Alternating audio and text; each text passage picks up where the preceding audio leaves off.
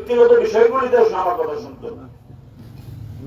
আর যেটা বললো আজকে থেকে কয়েক বছর আগে এরকম সে থামাতে গিয়ে পায়ে আঘাত প্রাপ্ত এমন ভাবে হলো এটা রিপেয়ারে বললাম 2 বার ছোট বড় হয়ে গেছে এবং কাজের কারণে সেটা হয়েছে, সেটাও তার ছেলে বলেছে। আমি খুব পরিষ্কার ভাবে বলতে চাই, উনি আক্কাস, উনি মেরাজ, তাদের পেছনে মদতদাতা আছে। 2 বছর আগে আক্কাস বহিষ্কৃত হয়েছিল আওয়ামী লীগ থেকে। খায়রুজ্জামান লিটন নিজের মুখে এখানে সে বহিষ্কৃত, এসএম কামাল বলে গিয়েছিলেন সে বহিষ্কৃত। কিন্তু অত্যন্ত দুঃখের জিনিস, তৃণমূলের আওয়ামী লীগ অত্যন্ত হতাশাগ্রস্ত। এই ঘোষণা 7 দিনের মাথায় রাজশাহী মেয়র খায়রুজ্জামান লিটনের গাড়িতে আক্কাসকে ঘুরতে দেখা গেছে, মেরাজকে ঘুরতে দেখা গেছে। আমরা জবাব চাই বাংলাদেশ আওয়ামী লীগের প্রেসিডেন্ট মেম্বার খায়রুজ্জামান লিটনের কাছে। তিনি আজকে যারা উপস্থিত কেন, তার সচ্ছস নেই কেন, অ্যাডভোকেট নাইমুদ্দিন লাবলুর কাছে আমরা জবাব চাই। সেখানে আজকে পলাতক, আজকে খুনের হামলায় 2 জন সশরীরে ছিল, পেছন থেকে মদতদাতা হিসাবে আসাদুজ্জামান আসাদ, এই যে খায়রুজ্জামান লিটন এবং নাইমুদ্দিন লাবলুর নামে মামলা করে পর্যন্ত আমরা রাজপথে থাকবো। আমি কৃতজ্ঞতা জানাই বাঘার জনগণের কাছে। বাঘা শান্তিপূর্ণ জায়গা, পূর্ণভূমি, সেই বাঘাকে অশান্ত করার অপচেষ্টা আজকে থেকে নয়, আজকে থেকে 2-3 বছর আগে থেকে। খেয়াল করে দেখবেন, এই আজকের ঘটনায় সে মারা গেছে, এর আগে একাধিক ঘটনা ঘটেছে যেখানে আরো মানুষ মারা যেতে পারত, কিন্তু আমরা ছাড় দিয়ে এসেছি, বারবার ছাড় দিয়ে এসেছি। কখনো বাবুলের উপর দিয়ে গেছে, কখনো অন্য নেতা কর্মীর উপর দিয়ে গেছে, আজকে বাবুলের জীবনের উপর দিয়ে সেটা গেল। বাবুলকে তারা অব্যাহত ভাবে আমাদেরকে অস্থির করার জন্য কাজগুলি করছে। আমি অনুরোধ করবো বাঘাবাসীকে, বাংলাদেশের বিচার ব্যবস্থার প্রতি আপনারা আস্থা রাখবেন। মাননীয় প্রধানমন্ত্রী জননেত্রী দেশরত্ন বঙ্গবন্ধু কন্যার সাথে গতকালকে আমি প্লেন থেকে নেমে যেতে চেয়েছিলাম। দারাভাই যেহেতু কথা বলে ফেলেছে, আমি আর বলিনি। দারাভাইকে কি বলেছেন, দারাভাই সেটা সরাসরি পরিষ্কার ভাবে পুরোটা বলতে না পারলেও যতটুকু বুঝেছেন, যতটুকু আঘাত ইঙ্গিতে বলেছেন, আপনারা যারা রাজনীতি করেন বুদ্ধিমান তারা সেটা বুঝবেন। বাঘার শান্তি বাবুলের রক্ত এবং আমার রক্ত দিয়ে বলে আমি বজায় রাখবো। আমরা কোন বিশৃঙ্খলার পক্ষে নই। একটু সাময়িক প্রতিরোধ গতকালকে হয়েছে। বাঘা সকলের জন্য সমানভাবে সুখী একটি স্থানে এক জায়গায় সকলে থাকবো। কিন্তু বাবুলের মা যখন আমাকে হাত ধরে বলে আমার খুনের, আমার বাচ্চার খুনের বদলা আমি দেখতে চাই, সেটাতে সম্মতি দিতে পারি না। তার স্ত্রী যদি যখন বলে রাজনীতি করতে গিয়ে আমি বিধবা বললাম, ভাই বিচার আপনার, তার সন্তানের বক্তব্য আপনারা শুনবেন, কিন্তু আমাদেরও দায়িত্ব আছে। কিন্তু আমরাও যদি এটা আইনানুগ ভাবে দ্রুত সময়ের মধ্যে এই বিচার কার্য সম্পন্ন করে আসামিদেরকে ফাঁসি গাছতে ঝোলাতে না পারি এবং এটার পেছনে মদতদাতা গডফাদার কারা বাগা থেকে গিয়ে রাজশাহীতে গিয়ে সহজ এবং শক্তি সঞ্চয় করে, আমি প্রশাসনকে বলবো এই যে ব্যক্তি কয়েকজনের নাম বললাম, আসামিদের টেলিফোন নাম্বারের সাথে 7 দিনের টেলিফোন মিলাই নেবেন। তাদের সাথে যদি দিনে 5 বার করে কথা না হয়, আমি সংসদ সদস্য পদ থেকে ইস্তফা দিয়ে চলে যাব। আমি চ্যালেঞ্জ দিয়ে বলছি, প্রমাণ আপনারা পাবেন।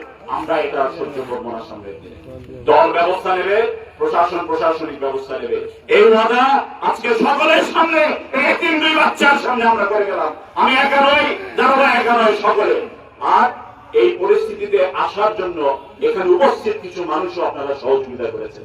কখনো বলেছেন বাবুলের পিছনে লোক নাই, কখনো বলেছেন বাবুলেরা পারে না, কখনো মহানগর থেকে করেছেন, জেলা আওয়ামী লীগ থেকে করেছেন, বাঘা থেকে পর্যন্ত করেছেন।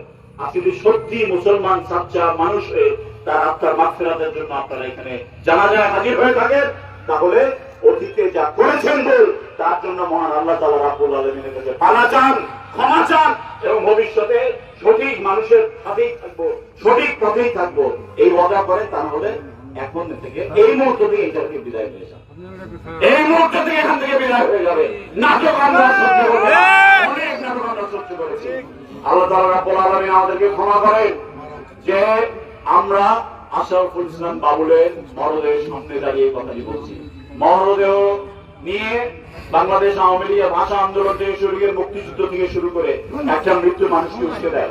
আজকে থামেন, থামেন,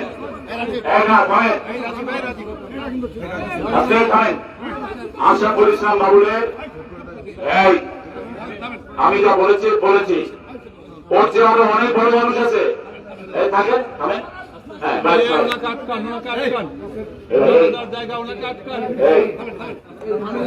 আশরাফুল ইসলাম এই যে এখানে দু একজন যারা আছে তাদেরকে বকাধকা দিয়ে রাখলে তাদের চেয়ে অনেক বড় ভাবের মানুষের নাম আমি বলেছি, এরকম তার চেয়ে বড় ভাবের মানুষের উপস্থিত আছে।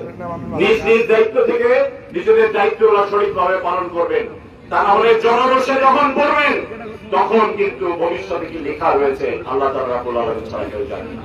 আমাদের ভরসা রয়েছে আওয়ামী লীগের প্রতি, জননেত্রী শেখ হাসিনার প্রতি, আইন শৃঙ্খলার প্রতি, বিচার ব্যবস্থার প্রতি। সেই অনুযায়ী দ্রুততার সাথে দ্রুত বিচার ট্রাইব্যুনালে এটা মামলা দায়ের হয়েছে, এখন হত্যা মামলা দায়ের করা হবে এবং যারা মদতদাতা তাদের প্রতিটি নাম সেখানে লিপিবদ্ধ থাকবে।